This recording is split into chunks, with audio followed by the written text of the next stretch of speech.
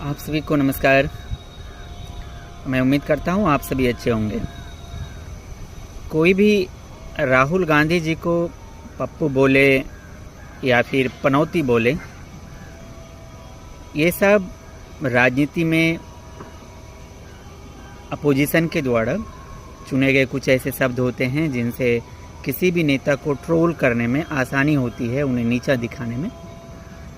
लेकिन एक बात तो है, बंदे में दम है। राहुल जी पिछले 2-3 सालों से जिस मुद्दे पर हमेशा सरकार को घेरते रहती थी कि जातिगत जनगणना होनी चाहिए, वहाँ पर भाजपा सरकार खास करके हमेशा इसका अपोज करती थी। जातिगत जनगणना होने से हिंदू धर्म के लोग बटे हुए महसूस करेंगे, जातिगत जनगणना नहीं होनी चाहिए। लेकिन कांग्रेस शासित राज्य तेलंगाना में कांग्रेस ने जातिगत जनगणना करवाई। बिहार में भी जातिगत जनगणना संपन्न हुई और आप लोग अभी अवगत होंगे कि भारत सरकार ने भी अब इस पर मोहर लगा दी है कि अब पूरे भारत में जातिगत जनगणना होगी। ये कहीं ना कहीं अप्रत्यक्ष रूप से कांग्रेस और कांग्रेस में खास करके राहुल गांधी जी की जीत है।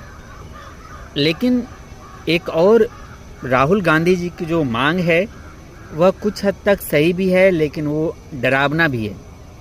वो है कि प्राइवेट सेक्टर में 50% रिजर्वेशन की मांग, कि प्राइवेट सेक्टर में भी रिजर्वेशन होना चाहिए, जैसे गवर्नमेंट के किसी भी सेक्टर में रिजर्वेशन है उसी प्रकार से। अब यहाँ पर थोड़ा सा डर इस बात का है कि जो बड़ी बड़ी कंपनियाँ हैं, जैसे TCS हो गई या हमारे देश की अडानी की या अंबानी की, या जिसको भी आप बोले, मतलब मेरे कहने का मतलब है जो भारत की मूल रूप से जो बड़ी कंपनियां हैं, चाहे वो TCS हो या माइक्रोसॉफ्ट हो या फिर कोई भी ऐसी कंपनी जो लाखों लोगों को रोजगार देती है और जो हाईली एजुकेटेड लोगों को अपने यहाँ जॉब पे रखती है।